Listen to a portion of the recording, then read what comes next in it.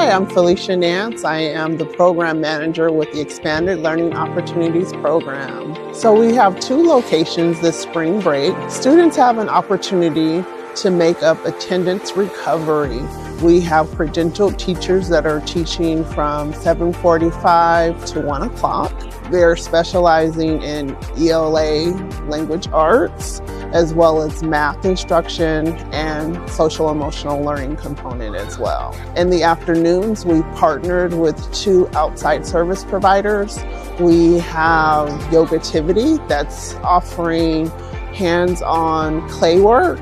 And then we have 831 STEM Robotics, a local organization that's having a range of different opportunities in STEM. Today, they're working on 3D printing. Yesterday, they were making flower collages.